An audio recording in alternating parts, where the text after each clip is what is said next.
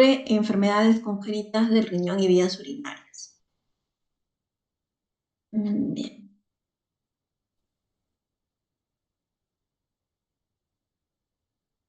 Bien, como introducción, podemos comentar que las anomalías congénitas del riñón y vías urinarias se conocen con las siglas en inglés de CAPUT.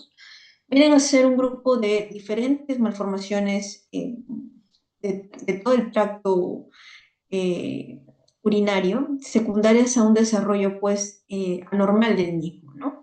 Van a representar el 15 al 20% de las anomalías que se van a encontrar en la ecografía prenatal. Y van a presentar una tasa más o menos de incidencia de 3 a 6 casos sobre 1.000 recién nacidos vivos, ¿no? Si bien es cierto, pareciera una cantidad pequeña, pero si lo multiplicamos pues, por toda la población a nivel pues, de Perú, tenemos una gran tasa de niños que nacen con alteraciones congénitas, ¿no? Entonces, vienen a ser casi el 3, casi el 50 al 60% de causa de enfermedad renal crónica y del 30% de la enfermedad renal crónica terminal, ¿no? Aquella que ya necesita diálisis o trasplante renal, siendo pues la principal causa de la misma durante la infancia. Se van a originar por defectos del desarrollo del sistema, ya sea colector o de la migración renal o en el desarrollo del parénquima renal, ¿no? Prácticamente, como he mencionado, va a haber una alteración en la morfogénesis de todo el tracto urinario. La mayoría de estas patologías suelen ser esporádicas, que quiere decir que se pueden presentar de manera aislada, pueden no tener un componente genético, un componente hereditario, pero en una minoría del 10 al 20% sí lo encontramos como una agregación familiar. Pueden ser uni o bilaterales y también pueden coexistir varias alteraciones congénitas en un mismo paciente. Entonces, ¿cuál es la importancia de estudiar este tema? Es que prácticamente va a ser la principal causa de enfermedad renal crónica en la edad pediátrica, ¿no? Por eso es la importancia de detectarlas a tiempo. Entonces, para nosotros poder eh, entender, ¿no? Porque vamos a hablar de las diferentes patologías, tenemos que hacer un recordario de la embriología, ¿no? Que ya es un tema, es una asignatura que ustedes ya han estudiado en los primeros años de medicina. Entonces, recordemos pues que el tracto urogenital va a derivar del mesodermo intermedio. Esta embriogénesis renal se va a dar de manera progresiva durante 3 etapas que eh, se van a presentar de una secuencia de craneal a caudal, ¿no? O sea, de arriba hacia abajo. Primero, presentando por el pronéfros, ¿no? El pronéfros viene a ser, eh, por decir de alguna manera, esa primitiva forma de tejido renal, ¿no? Por así decirlo, que se va a iniciar en la cuarta semana de gestación.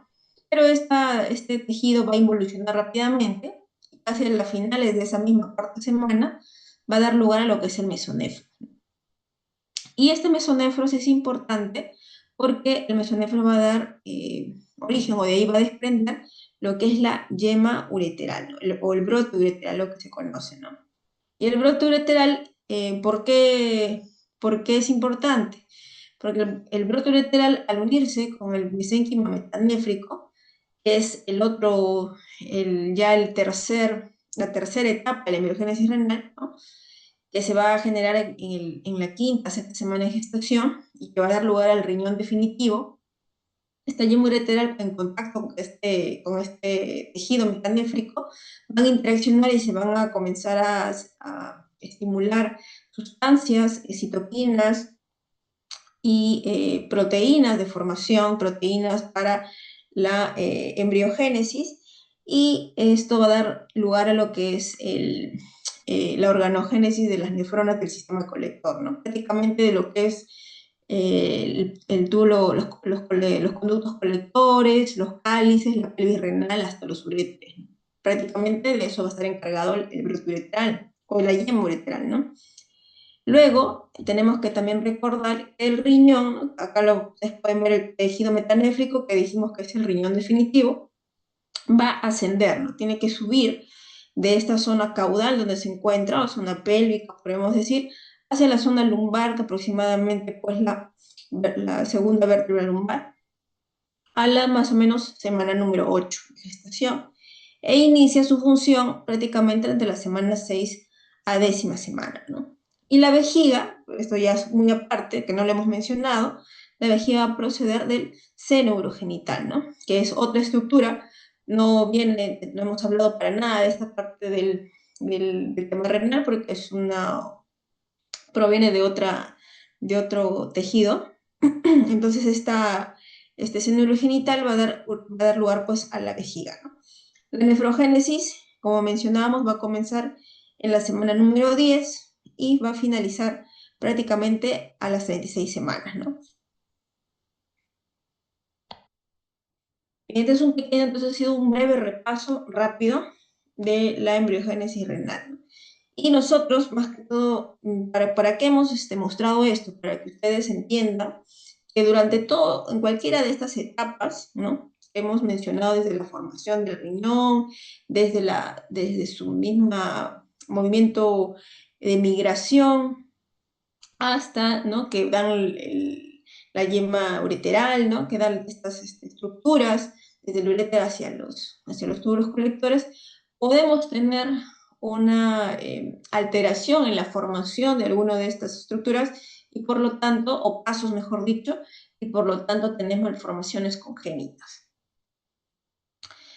Bien, entonces dentro de las causas de los CACUT, esta es como dije, es un grupo de enfermedades que tienen una causa multifactorial. Se cree pues que hay un ambiente que predispone, ¿no? A este tipo de patologías, como por ejemplo factores maternos, ¿no? La madre que de repente esté con una diabetes pregestacional o que esté sufriendo pues de obesidad o que esté consumiendo también ciertas sustancias que no deberían consumir en la gestación, o también de repente tiene pues un recién nacido con bajo peso al nacer. Y si a eso le sumamos que durante el desarrollo de esta embriogénesis tenemos pues alteraciones o mutaciones en los genes encargados de la síntesis proteica, el desarrollo renal normal, pues vamos a tener que van a incrementarse la susceptibilidad a CACUT, ¿no? Al tener, como les digo, estas mutaciones genéticas. Aquí, para que ustedes puedan ver, existen varios genes implicados en esta interrelacional, esta interacción que dijimos, ¿no? De la yema ureteral con el parénquima metanéfrico. Entonces, son varias sustancias que se van a secretar y van a estimular esa diferenciación. Entonces, cuando tenemos alteraciones en estos genes, pues podemos tener alteraciones en la formación de toda esta vía urinaria. Recordemos lo que hemos mencionado, ¿no? En caso de factores maternos, las mutaciones y también factores agresores externos que podemos tener durante el desarrollo de la persona, da lugar a la formación pues, de un tracto urinario anormal. Para recalcarles que dentro de los factores intrauterinos, ¿no? ¿Qué factores podemos tener que predisponen a los CACUT?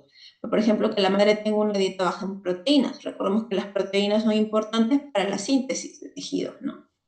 Entonces, alta cantidad de sodio también, o muy baja cantidad de sodio también puede estar implicado en ello. La ingesta de cocaína, alcohol, o deficiencia también de vitamina A, o cuadros de hiperglicemia, lo que decíamos de la diabetes gestacional, o que esté recibiendo fármacos contraindicados en la gestación como los IECA, los ARA2, corticoides, micofenolato, ¿no? O etcétera, otro tipo de fármacos también contraindicados.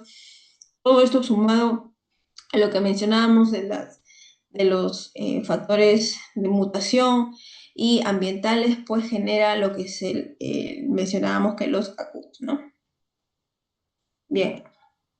Entonces, ¿cómo detectamos estas patologías? Decíamos que teníamos que detectarlo precozmente con una ecografía, ¿no? La ecografía prenatal realizada en la gestante en el segundo trimestre, prácticamente entre la semana 20 y 22, ¿qué nos va a permitir? Nos va a permitir valorar la morfología, ¿no? De los riñones, de las características tanto del tamaño, de las características ecográficas del parénquima, la médula de los riñones en el feto, en este caso ya en el embrión, ¿no? Y también del tracto urinario.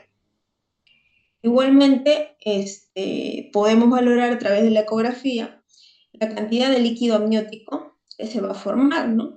Muchas veces podemos tener eh, un líquido amniótico bajo, un volumen bajo, ¿no? Que quiere decir que tenemos oligohidramios. Eso a veces traduce que podemos tener problemas en la producción o en la función renal eh, de los fetos, ¿no? En todo caso, ahí tendríamos nosotros que hacer una valoración mucho más exhaustiva, someter a pruebas genéticas, porque probablemente hay algún tipo ya de malformación a nivel renal y también extrarrenal, ¿no? ¿Qué más podemos mencionar acá? Una vez que el recién nacido lo tengamos, pues no se haya, tenemos obtenido el producto, tenemos que hacer un seguimiento, ¿no? A ese recién nacido, de manera postnatal, ¿no? ¿Para qué? Para que nosotros confirmemos los hallazgos que hemos hecho en la ecografía prenatal, porque muchas veces puede pasar que estas alteraciones pueden desaparecer con el tiempo o pueden disminuir su gravedad, por así decirlo, y no necesite algún tipo de intervención. Entonces, para eso es importante hacer la ecografía después del nacimiento. Igualmente, también estas ecografías postnatales nos van a orientar en caso de persistir o empeorar los hallazgos, van a orientar también al tratamiento que le va a dar al paciente, ¿no? Ya sea un tratamiento médico o un tratamiento quirúrgico, ¿no? Y también podemos valorar postnatalmente la función renal que tenga el, el, el niño, ¿no? Entonces mencionábamos nosotros que existían varios genes implicados en lo que es el desarrollo del caput.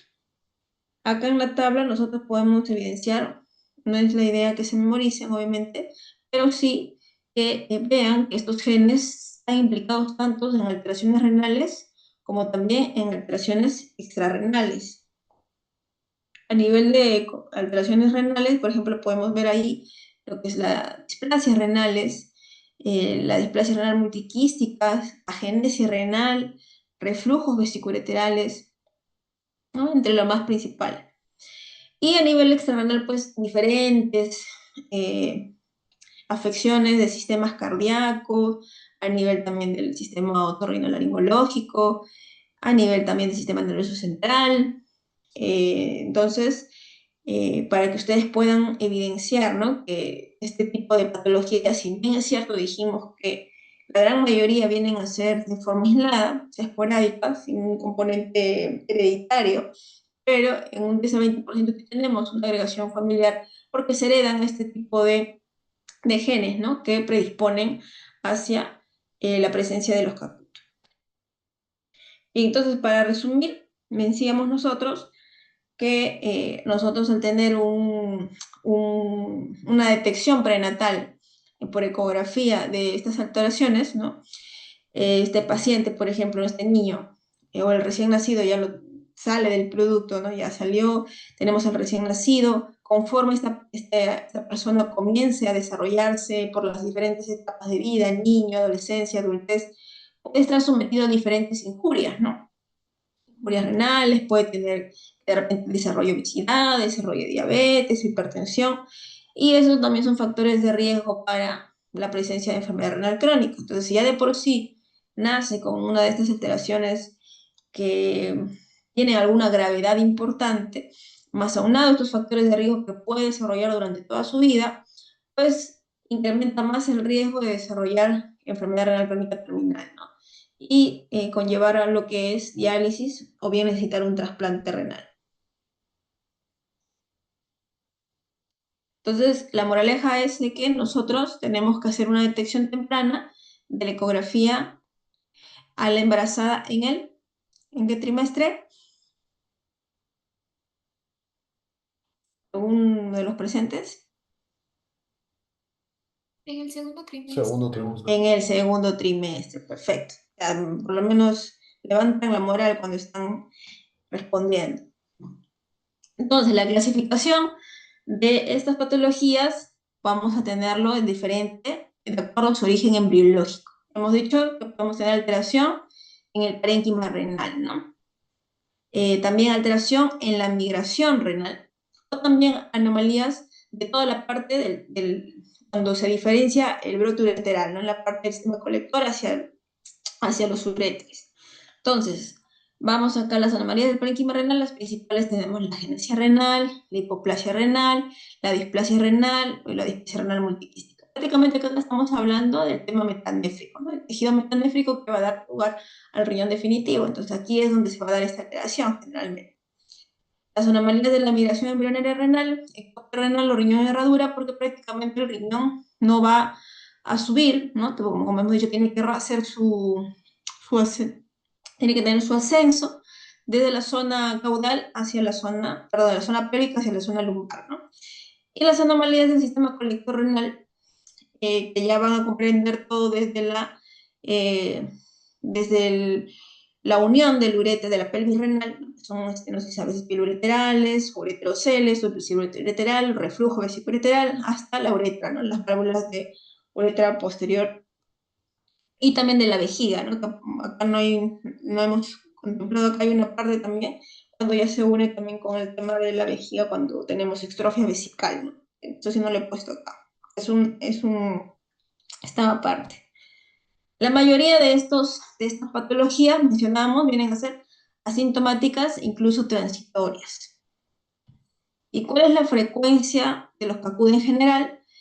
La gran mayoría vienen a estar dadas por anomalías en el sistema excretor, o sea, de la última división, ¿no? Las anomalías del sistema colector, que vienen a ser dadas por dilataciones, por lo general, ¿no? De manera obstructiva o no obstructiva, siendo las más frecuentes las ectasias transitorias.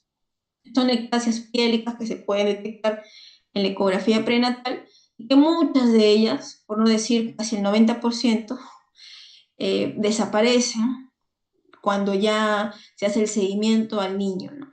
A los meses, al año de edad, desaparece. Entonces, no necesita ningún tipo de intervención. Luego tenemos otras ya menos frecuentes, lo que son las estenosis, ¿no? Piloreterales, reflujos vesicoureterales, y todo lo que llevaba al tema del sistema excreto renal, ¿no? Luego tenemos como siguiente frecuencia lo que son las alteraciones del parénquima renal, lo que decíamos de la agenesia, la displasia renal o de la displasia renal multiquística. Y por último, las anomalías de la posición o la migración renal, ¿no? Está dentro de la ectopia y el riñón en herradura. Entonces vamos a hablar de cada una de estos grupos. Empezamos por las anomalías del parénquima renal, que prácticamente vienen a ser las más graves, ¿no? ¿Por qué vienen a ser las más graves? Porque van a afectar el tejido renal funcional, el parénquima en sí, donde se encuentran las nefronas, el glomérulo, del cual se encarga la función de filtración, reabsorción y todas las funciones tubulares que ustedes han estudiado en fisiología renal. Debido a eso, estas patologías pues, van a disminuir la función renal que le queda al paciente. Implica prácticamente una disminución en el número de nefronas funcionantes, ¿no? Lo cual va a ser un factor pronóstico de la función renal a largo plazo. Y estas patologías van a aparecer por fallo, que les dije, en el desarrollo normal de la nefrona, ¿no? Es decir, cuando se está ya diferenciando el parénquima metanéfrico, dijimos, ¿no? Cuando se está formando en esta tercera etapa del riñón, aquí es donde ocurren ya prácticamente las alteraciones. Entonces están como resultado, como les digo, perdón, la displasia, la hipoplasia, agenesia y las enfermedades quísticas. Entonces empezamos con la agenesia renal. La agenesia renal, como su mismo nombre lo dice, es la ausencia. No va a haber un tejido, un parénquima renal, es decir, prácticamente el paciente va a nacer sin un riñón, por lo general, porque si nace sin los dos riñones, eso es incompatible obviamente con la vida. Pero es la ausencia, como les digo, del parénquima renal. Y esto se va a originar por una disrupción pues, del desarrollo metanéfrico que ya hemos mencionado. Generalmente es en el sexo masculino y se da de manera, como les digo, unilateral. El diagnóstico va a ser ecográfico y para eso tenemos que descartar que no haya una ectopia renal. ¿Qué quiere decir esto? Que el riñón no esté en otra posición, en otro lugar. Para eso también se hacen unos estudios, se descarta que no esté en otra posición, entonces no tenemos ausencia del tejido renal, entonces solamente tiene un solo riñón, el paciente tiene agenesia renal. Como la gran mayoría de estas patologías que ya vamos a ver a lo largo de las presentaciones, se va a asociar a otras, ¿no? Como por ejemplo el reflujo vesicoureteral, generalmente se asocia a este con un 37%, también a estenosis periureterales o estenosis uretrovesicales o anomalías también extrarrenales. En cuanto a la hipoplasia renal, acá sí va a haber tejido renal, ¿no? Vamos a tener, perdón, dos riñones, pero uno de ellos va a estar disminuido en el número de nefronas funcionales normales, como de tener un riñón más pequeño, en otras palabras. ¿Y qué va a pasar con el riñón contralateral? Pues como ven en el gráfico, va a estar hipertrofiado porque va a tratar de compensar la función faltante. Y si uno hace una biopsia renal a estos riñones, o mejor dicho, se hace la biopsia renal al riñón hipoplásico, todo va a estar normal. No va a haber tejido displásico acá, todas las estructuras del riñón van a estar conservadas. Solamente que es en menor número, como le digo, de nefronas. Más frecuente en el sexo femenino y de manera también unilateral. El diagnóstico igualmente es la ecografía prenatal, generalmente reducción del tamaño renal en 2 desviaciones estándar de la media según la edad, ¿no? Para eso, los pediatras manejan, los nefrólogos pediatras manejan unas tablas del tamaño renal que deben tener los pacientes de acuerdo a su edad. Entonces, conforme el niño va creciendo, también el tamaño renal o los riñones van creciendo. Y para eso los comparan con esas tablas, ¿no? En casos de una hipoplasia renal unilateral, como les mencionaba, ocurre la hipertrofia compensadora del riñón contralateral, que también se va a ver en la ecografía. Y se suele asociar igualmente con reflujos vesicoureterales y otros síndromes un poco más raros, ¿no? Ahora entramos en lo que es la displasia renal. A diferencia de sus antecesores que hemos hablado, o mejor dicho, de la hipoplasia renal, que era un riñón, por así decirlo, normal, pero más chiquito, este viene a ser una diferenciación ya del tejido renal de manera anormal, ¿no? ¿Qué quiere decir esto? Que vamos a encontrar tejido displásico, tejido alterado, prácticamente tejido normal renal va a estar disminuido, ¿no? Va a estar reemplazado podemos tener quistes, por ejemplo, ¿no? A nivel del tejido renal, y esto va a afectar, por lo tanto, su función. Más frecuente de manera unilateral, y generalmente, por lo general, los riñones displásicos suelen tener un tamaño menor a lo que le correspondería, ¿no? Por edad del paciente. El diagnóstico igualmente es ecográfico, y a las características ecográficas va a ser como si hicieran una ecografía a un paciente con enfermedad renal crónica, ¿no? ¿Cómo se ve la ecografía de un paciente con enfermedad renal crónica? No, vamos a ver una desdiferenciación corticomedular, ¿no? Va a haber pobre diferenciación corticomedular con zonas de hiperrefringencia, podemos ver quistes parenquimatosos, el incremento en la ecogenicidad, ¿no? Debido a que el tejido parenquimal va a estar prácticamente anormal, con fibrosis. Entonces, es casi como si ya el paciente tuviera un RC, ¿no? En ese características ecográficas, ¿no? De un RC. Entonces, eso se va a caracterizar el riñón displásico. Por lo tanto, el riñón contralateral también va a sufrir también un efecto compensatorio porque pues, el otro riñón no tiene la misma función. Puede asociarse también a otras anomalías como hidronefrosis, duplicaciones renoureterales y reflujos vesicoureterales. Entonces ya han visto o estamos entendiendo las diferencias de esta primera parte de las alteraciones morfológicas del parénquima renal, ¿no? Y tenemos la otra patología que es la displasia renal multiquística. Esta displasia renal multiquística viene a ser la displasia renal, pero de una forma mucho más grave y más extrema, ¿no? ¿Por qué les digo que es la forma más grave? Porque el tejido renal prácticamente, no hay tejido renal casi acá. todo va a estar completamente sustituido por quistes de diferentes tamaños, en forma pues de racimos de uvas, como pueden ver en el gráfico. Y estos quistes van a estar separados prácticamente por un tejido que encima va a estar displásico. No es un tejido normal. Entonces, podemos decir que este riñón con displasia renal multiquística, pues prácticamente su función es muy pobre. Este tipo de enfermedad, de patología, es la más frecuente de enfermedad quística renal y displasia renal en los niños. Viene a ser más frecuente en el sexo femenino, en el lado izquierdo, y por lo general la displasia renal multiquística va a involucionar en los 2 o 3 primeros años de vida. ¿Qué quiere decir esto? Que conforme el niño vaya creciendo, generalmente estos tipos de riñones displásicos renales multiquísticos se van a ir encogiendo, se van a hacer como una pasita, prácticamente hasta inclusive que ya ni siquiera se pueden ver en la ecografía. Esto suele pasar en la gran mayoría de casos, por eso es que estos casos, o mejor dicho, estas displasias no se suelen operar. Y si en caso se operan es porque ya han dado mucha complicación. Por ejemplo, si los quistes son demasiado grandes, en vez de involucionar más bien crecen, se mantienen, el niño comienza a crecer y los quistes también, generan obstrucciones, generan dolor abdominal, o bien los quistes se infectan, o bien los quistes se pueden hasta inclusive reventar por algún golpe, alguna caída muy fuerte, porque se dan cuenta que el riñón prácticamente es una bolsa de quistes. Pueden reventarse y ahí en esos casos, ¿qué pasa? Se tiene que operar, retirar, hacer la nefrectomía, ¿no? de ese riñón.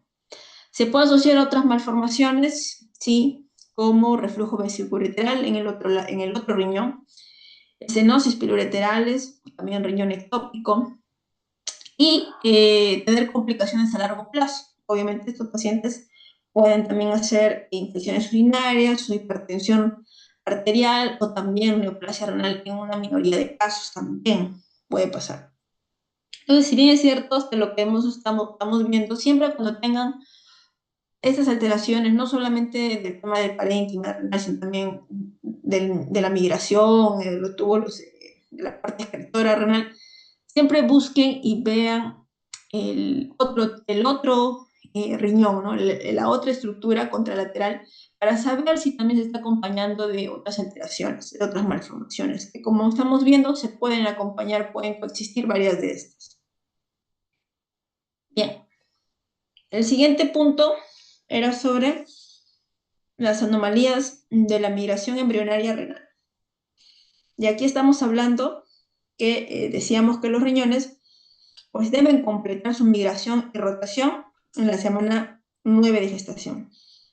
Decíamos que los riñones tienen que ascender de la zona pélvica a la zona lumbar y tienen que hacer un movimiento de rotación de anterior a medial, ¿no? O sea, por eso que la pelvis renal tiene que quedar hacia medial.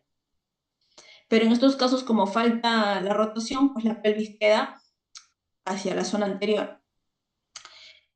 Y esta interrupción embriológica va a dar lugar, como les comento, a la ectopia renal, porque el riñón no va a llegar a su lugar, se va a encontrar en todo menos la zona lumbar, y defectos de función, ¿no? Lo que se conoce como riñón en herradura. Entonces tenemos la ectopia renal. Esta ectopia renal va a ocurrir cuando el riñón no asciende, como decíamos, de manera normal, desde la pelvis hacia la fosa renal. La mayoría de las ectopias renales vienen a ser asintomáticas, no duelen, no dan ninguna molestia y generalmente suelen tener una función renal disminuida. Como les comenté, va a tener una falta de rotación de anterior a medial y se pueden clasificar en dos tipos: un riñón ectópico simple o un riñón ectópico cruzado. El más frecuente es el riñón ectópico simple. ¿Qué quiere decir con simple o cruzado? Simple significa que el riñón del lado que le corresponde se encuentra ahí, pero solamente en otra posición, fuera de la fosa lumbar, ¿no? Pero el riñón ectópico cruzado significa de que va a cruzar la línea media, sea, no va a estar en el lugar donde, en el lado donde le corresponde, sino va a cruzar la línea media y por lo tanto va a alojarse más bien en el lado donde se encuentra el otro riñón, ¿no? Entonces, tenemos que decíamos que el riñón ectópico simple es el más frecuente, ¿no? Suele ser a predominio izquierdo y suele ser un riñón más chiquito, como decíamos, hipoplásico y está rotado. Y el riñón ectópico cruzado, por ejemplo, acá en la parte inferior, por ejemplo, tenemos acá que este riñón izquierdo, ¿no? Ha cruzado, ha cruzado hacia la línea media, hacia el lado derecho. Y acá, por ejemplo, tenemos un riñón cruzado bilateral, ¿no? Los dos riñones han cruzado la línea media hacia los lados contralaterales. Entonces, esto, generalmente cuando pasa esto, que cruzan la línea media, pueden inclusive hasta fusionarse, ¿no? En un 85 a 90% de los casos. Y el resto, pues, están sin fusión. El diagnóstico del riñón ectópico, ¿cómo lo vamos a hacer? En base a la ecografía, primeramente, ¿no? Hacemos la ecografía del paciente, no vemos un riñón, puede ser que tenga riñón ectópico. Descartamos, no puede ser agenesia renal, pero sí, pero ya hemos dicho, para nosotros afirmar que es agenesia renal tenemos que descartar que no tenga un riñón ectópico, porque hemos mencionado que el riñón ectópico no se encuentra en su lugar. Entonces tenemos que hacer una gamografía con MCA, que este isótopo, esta molécula va a ser captada por el tejido renal. Entonces, al momento que nosotros sometemos a este procedimiento al paciente, vamos a ver en la gamografía, en la imagen, dónde se encuentra el riñón y va a estar captando esta sustancia. Y lo podemos encontrar en diferentes zonas. Puede estar en la zona pélvica inferior, puede estar en la zona abdominal o inclusive en la zona torácica, que son casos muchísimo más raros. Se puede asociar, como ya hemos visto en la gran mayoría de casos, a otras alteraciones, como cuál es el reflujo vesicoureteral, estenosis ureterales o también formando parte de otros síndromes menos frecuentes tipo Bacter o Church. Las complicaciones de ellos, de esta ectopia, generalmente infecciones urinarias o también la presencia de cálculos renales. La otra patología dentro de lo que es la migración renal viene a ser el riñón de herradura. El riñón de herradura es la anomalía de función más frecuente y se va a deber a una migración de las células nefrogénicas por los productos primitivos antes de la quinta semana de gestación. Generalmente se va a presentar en el sexo femenino y como podemos ver en la imagen de la derecha, estos riñones ectópicos se encuentran unidos por un tejido intermedio que se conoce como el istmo, ¿no? Una unión acá. En la parte baja, por lo general, se encuentran unidas en el 90% de los casos en el polo inferior. Y generalmente esta fusión se va a producir antes de que los riñones asciendan, ¿no? Y por lo tanto, como no van a ascender, tampoco no van a rotar. Y van a tener, pues, los pelvis renales también de estos dos riñones van a estar hacia una zona más anterior. Ven en la figura que este istmo está irrigado por arterias anómalas, no viene por la arteria renal. Ya han estudiado en la fisiología que los riñones vienen de irrigación por las arterias renales, que tienen diferente ramificación dentro del parénquima renal. En cambio, este istmo viene, o por lo general tiene una arteria accesoria que lo irriga, que puede venir de la aorta abdominal, o puede venir de la mesentérica inferior, o de las arterias ilíacas también pueden venir.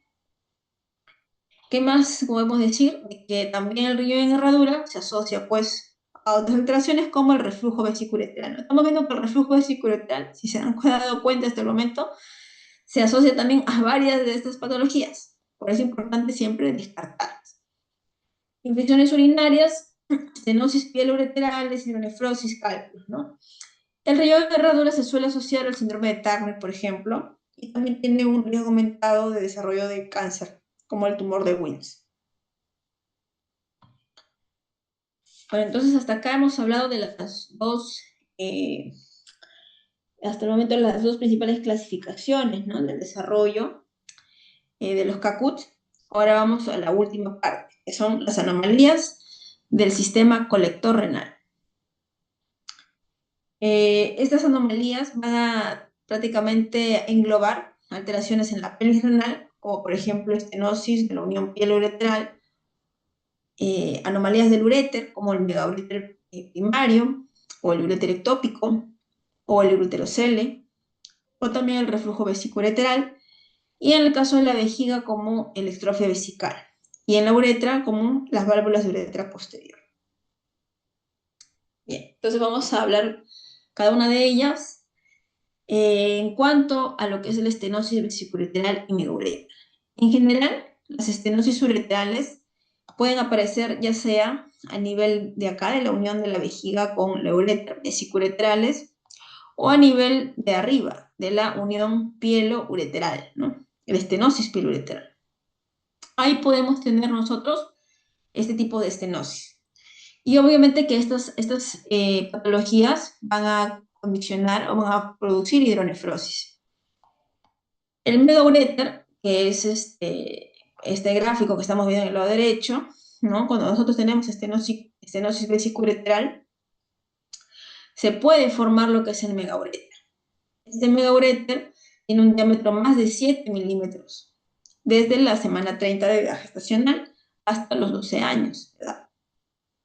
Es muy frecuente en el sexo masculino y en el lado izquierdo. Y podemos encontrar dos tipos de megaureter, el primario o el secundario. El primario prácticamente por una normal función, ¿no? Una normalidad de la función anatómica de la unión ureterovesical, acá a nivel justo de la desembocadura del uréter en la vejiga. Y el megaureter secundario prácticamente por alguna alteración neurológica o alguna compresión extrínseca que puede generar dilatación. Por ejemplo, en el caso de mielomeningocele, sabemos que ahí pues, hay una disfunción vesical importante que genera pues, una retención urinaria importante y por lo tanto podemos tener una dilatación ureteral. Igualmente, si nosotros tenemos, por ejemplo, las válvulas de uretra posterior que se dan en los niños, esta obstrucción a la salida de la orina, igualmente, de forma retrógrada, también se va dilatando y tenemos lo que conocemos del megaureter, ¿no? Entonces, prácticamente esta megaureter, como les digo, generalmente puede ser primario por una alteración intrínseca acá de la musculatura de la inserción del uréter con la vejiga, o bien secundaria por alguna causa extrínseca que haga la obstrucción, que genere obstrucción a la salida de la orina y por lo tanto se genere de forma retrógrada esta dilatación ureteral. La mayoría de los megauréteres son refluyentes no obstructivos. ¿Qué quiere decir esto? Que existe reflujo de orina, es decir, que la orina, hay una parte de la orina que se regresa, que asciende, y no obstructivos quiere decir que no hay en sí una obstrucción a la salida de la orina. Esos son la mayoría, ¿no? Y se resuelven espontáneamente conforme el niño también va creciendo. Pero el peor escenario, pues, es aquellos que son tanto obstructivos y refluyentes, ¿no? Porque aparte de que tienen reflujo de orina, también hay obstrucción de orina. Entonces, en estos casos, pues, se genera rápidamente un megaureter más una hidronefrosis, ¿no? Entonces, en estos casos que decíamos, cuando tenemos esas complicaciones más graves, más complicaciones, más seriedad, pues los casos de la cirugía también se instauran. En estos casos normalmente podemos tener complicaciones como infecciones urinarias a repetición, porque hacen reflujo, como les digo, reflujo urinario. Podemos tener también que ya de tanta hidronefrosis que también se forme, podemos tener un deterioro de la función renal diferencial, ¿no? Que eso se detecta a partir de la gammagrafía. Ven cuánto de función renal tiene el riñón derecho, el riñón izquierdo, de acuerdo a esta función renal diferencial, y van viendo, ¿no? Lo normal es que sea más o menos el 50%, pero cuando hay un deterioro menos del 40%, algunos autores mencionan que hay que operar, ¿no? Hay que corregir esta estenosis. Y lo otro, que podemos tener también, qué casos pueden estar a indicar la cirugía cuando tienen un gran megaureter, ¿no? Es totalmente deformante, entonces que inclusive ocupa espacio, ¿no? Comienza a comprimir también ciertas estructuras abdominales, entonces ya también da molestias y hay que operar. La otra patología de estenosis, dijimos, está en la unión de la pelvis con el uréter, ¿no? Piel ureteral. Prácticamente la estenosis de la unión piel ureteral es la causa más frecuente de obstrucción del tracto urinario superior, siendo la causa más frecuente de hidronefrosis en la edad pediátrica, del 3 al 30%, más frecuente en el sexo masculino y también en el lado izquierdo.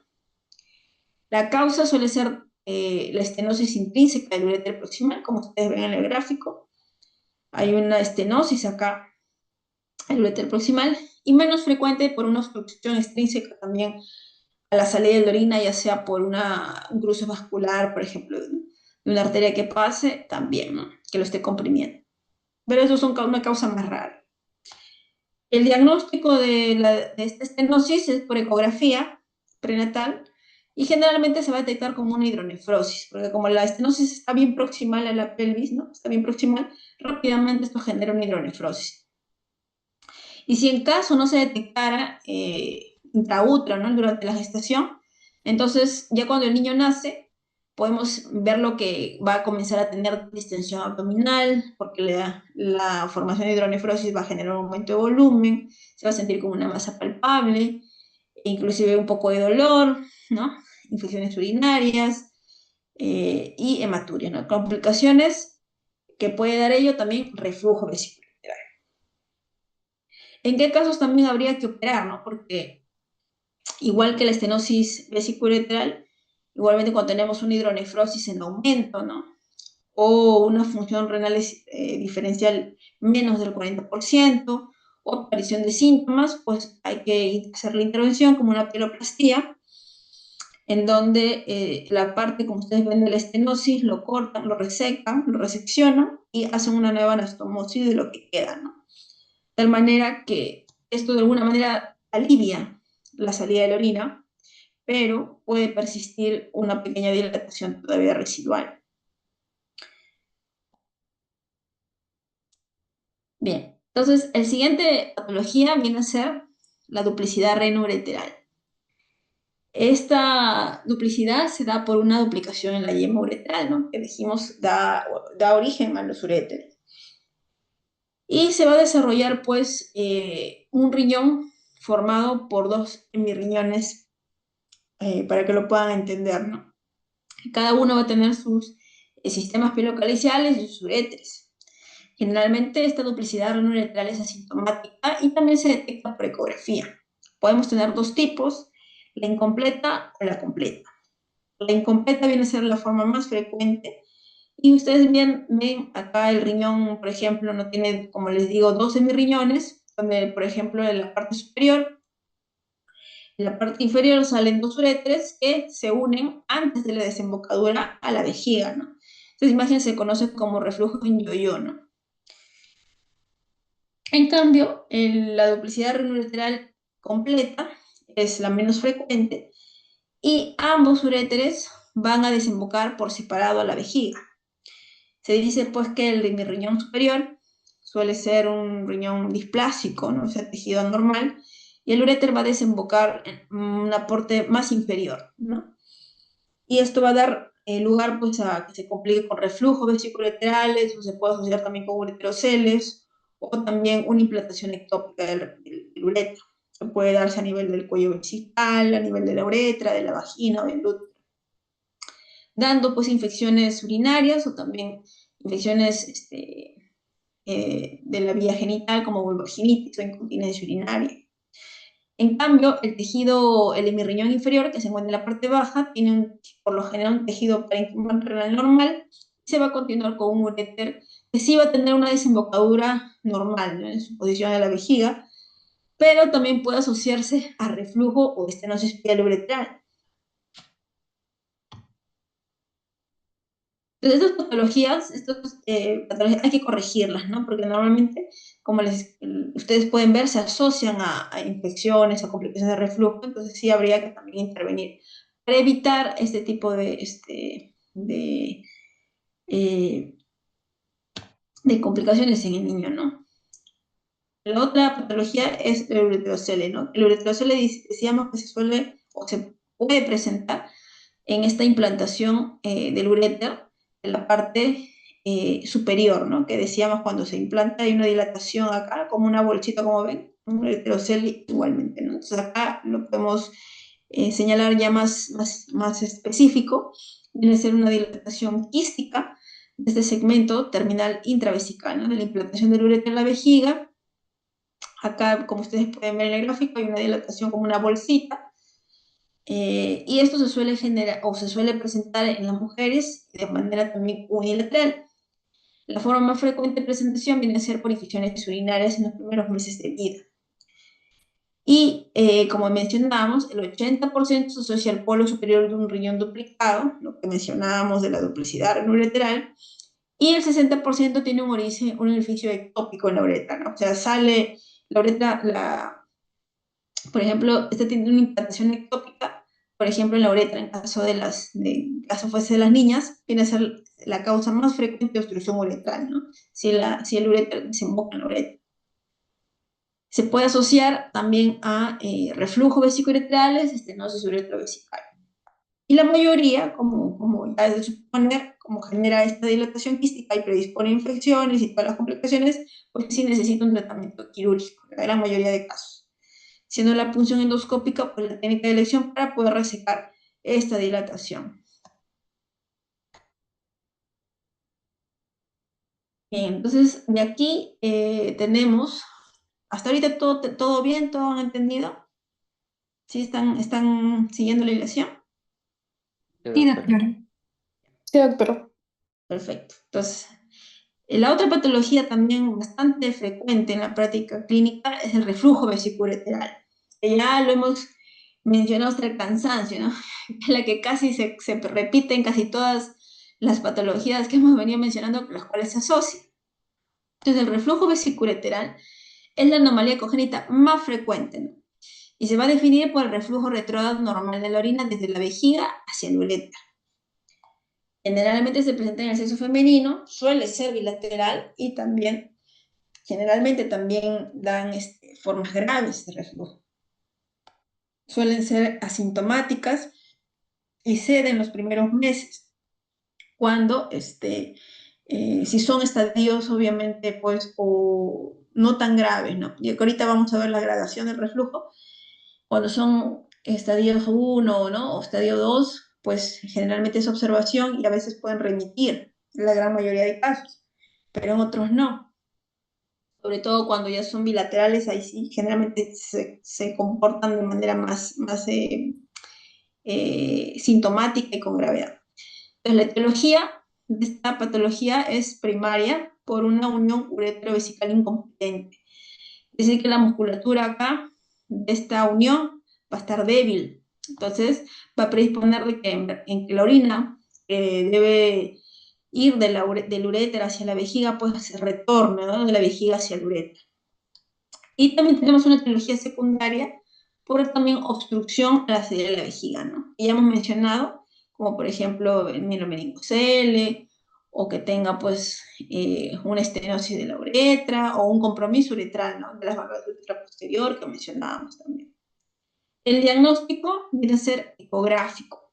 Igualmente, podemos tener hidronefrosis, ¿por qué? Porque hay una obstrucción, va a haber, perdón, un reflujo vesicoureteral, la orina va a subir de manera retrógrada hacia el riñón y por lo tanto va a aumentar la presión acá también intrarrenal y por lo tanto los cálices se van a ir dilatando y se va a ver que va a haber hidronefrosis.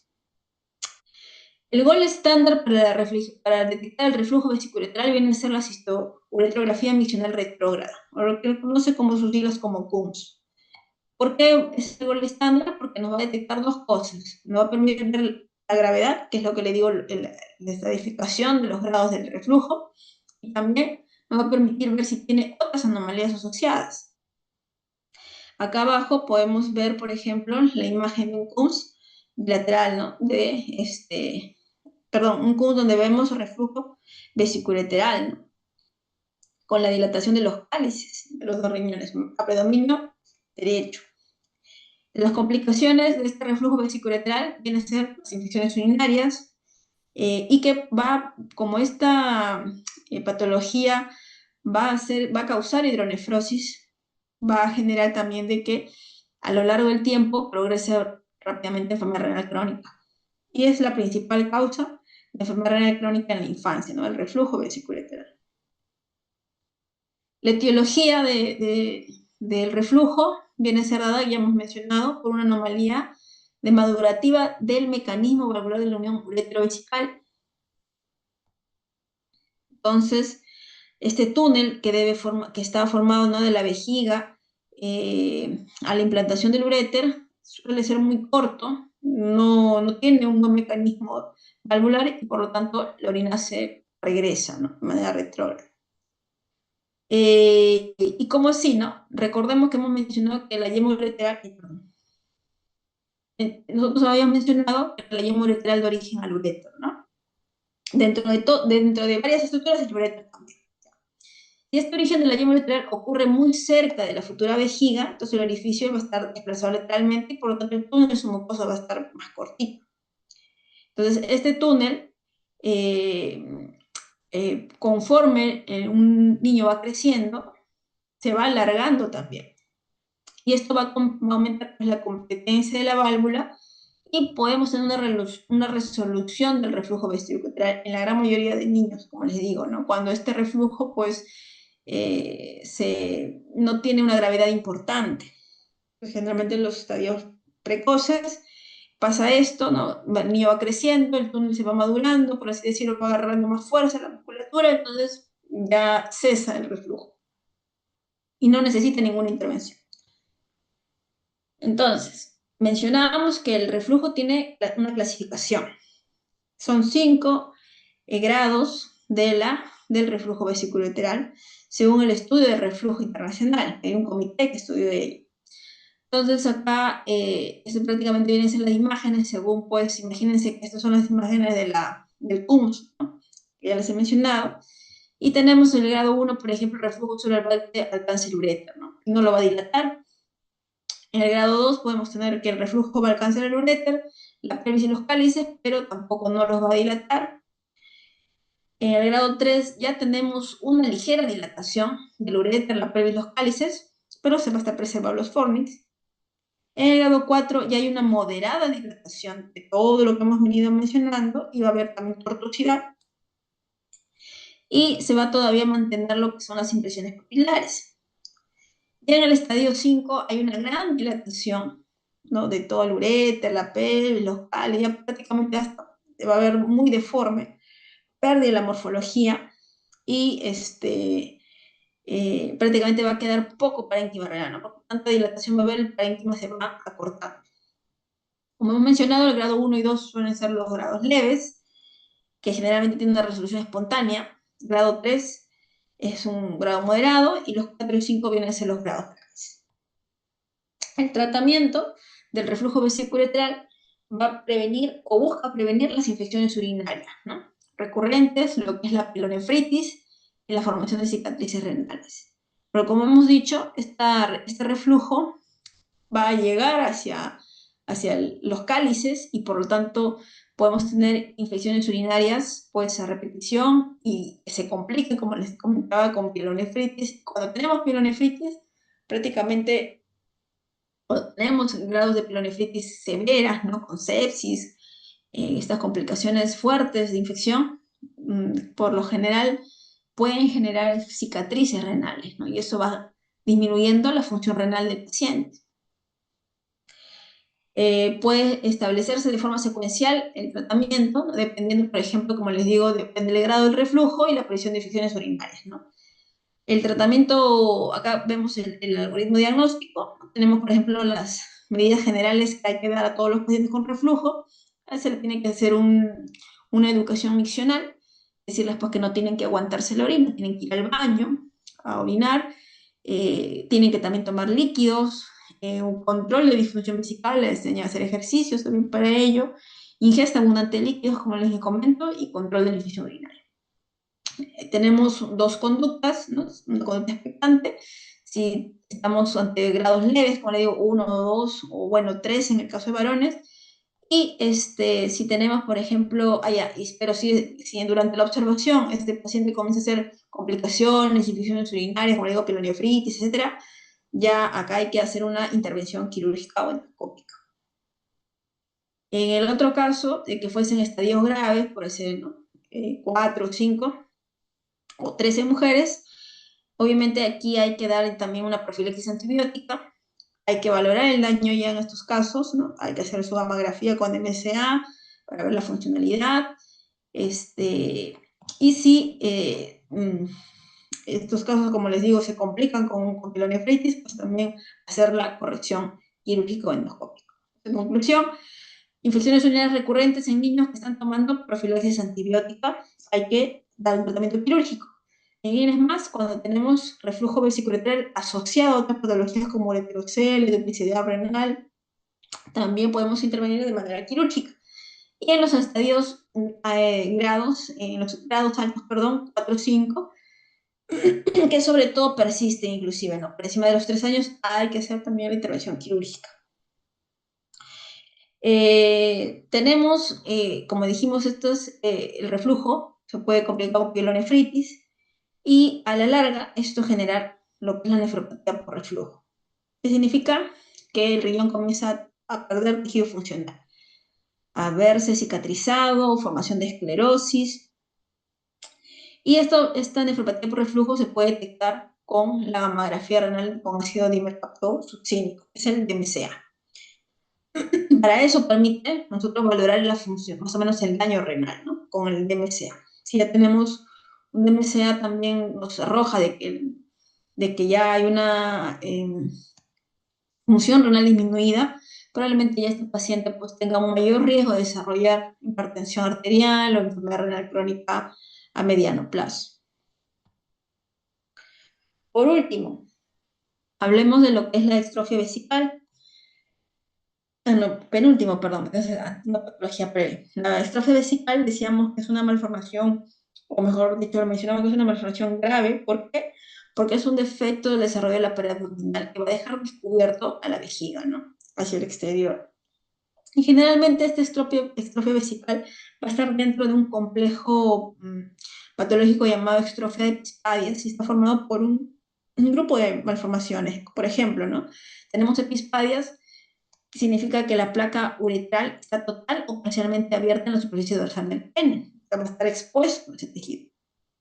Tenemos distrofia vesical clásica, cuando la placa vesical está abierta en la parte inferior del abdomen y la uretra es epispádica. Y la distrofia de cloaca, cuando la placa vesical y la porción ileocecal están unidas, abiertas, o sea, hay una exposición tanto de la parte de la vejiga como también de la parte ileocecal, mostrándose como una placa única en la región inferior del abdomen.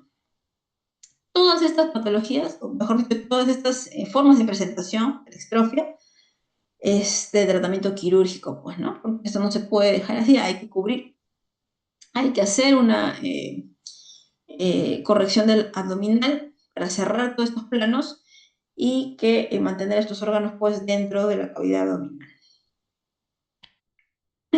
Y por último, ahora sí mencionamos lo que son las válvulas de uretra posterior. Las válvulas de uretra posterior vienen a ser membranas que van a obstruir la salida de la uretra, ¿no? Esto se presenta solamente en los varones. Como ustedes ven acá en la imagen, esta es la vejiga, acá está la uretra, y en esta parte, que ustedes ven la flechita, ¿no? Vamos a tener estas membranas, que son las válvulas uretrales, ¿no? Vienen a ser prácticamente la causa más frecuente de obstrucción congénita del varón. Y se va a creer porque se debe a una detención del desarrollo embriológico de la uretra entre las semanas 9 y 14. ¿Qué vamos a ver en la ecografía?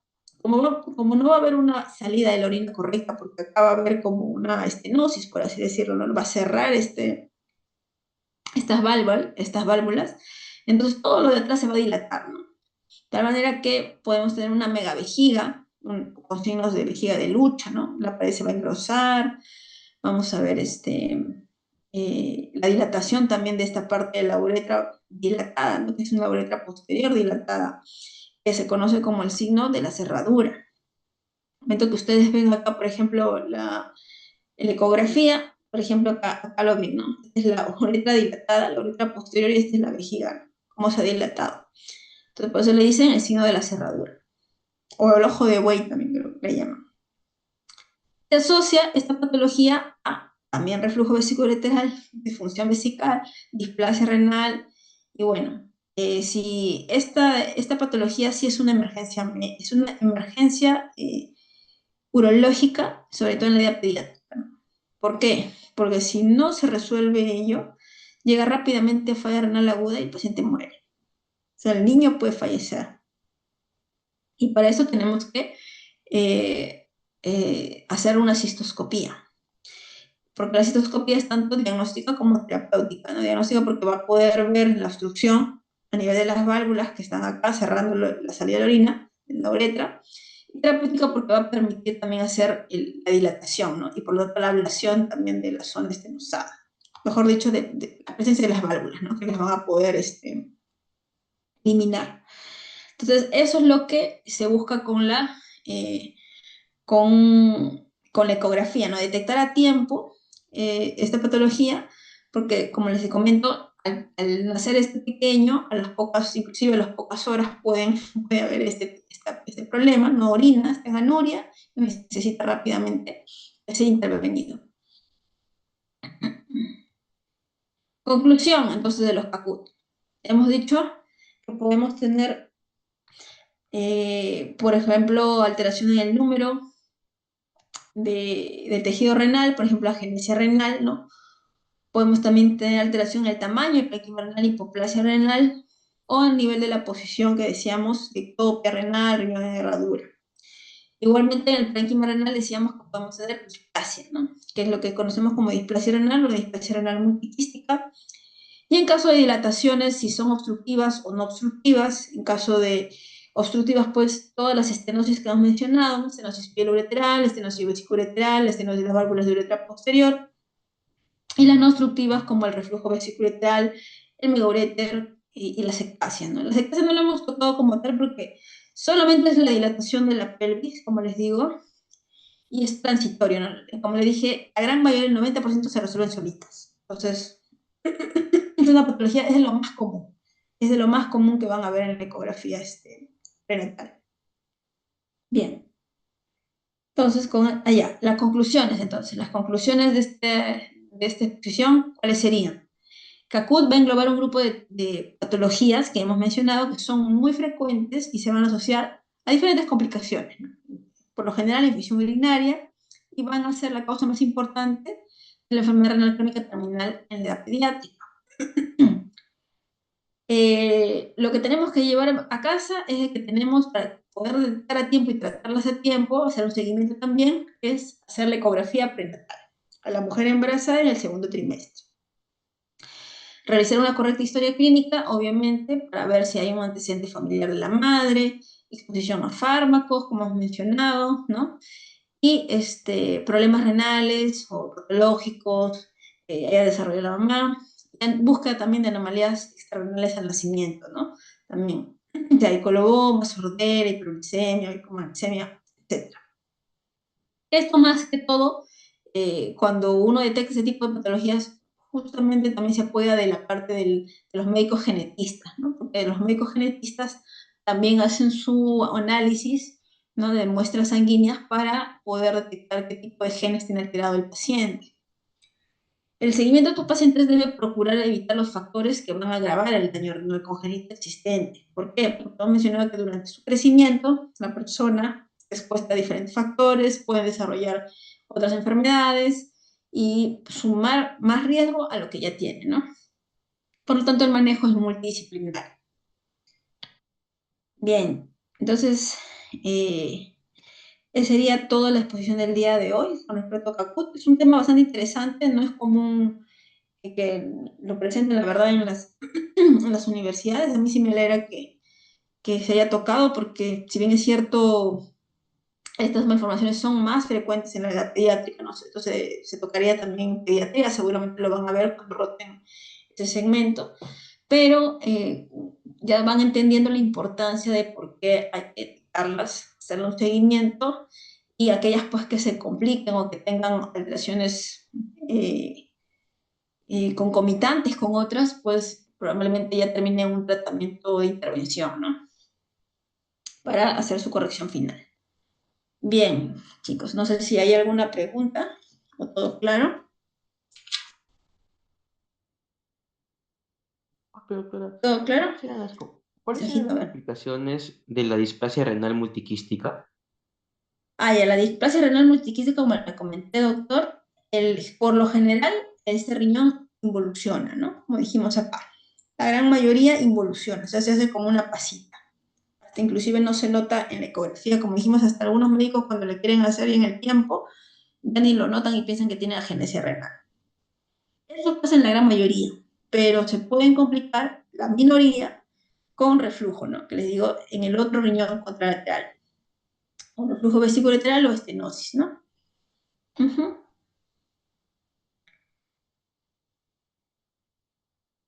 ¿Sí? ¿Todo bien? Pero muchas gracias. Perfecto. Bien, chicos. Entonces, si no hay más dudas, entonces desearles éxitos en su examen del día sábado. Estudien, son temas bastante interesantes, amplios, pero he tratado de hacerlo lo más conciso y también ejemplificado para que puedan entenderlo. Bien, entonces hasta aquí nos quedamos. Éxitos a todos. Hasta mañana. Bueno, ya Ahora, nos veremos en el noches. estudio. Ya, buenas noches. Hasta luego, doctora. Gracias, doctora.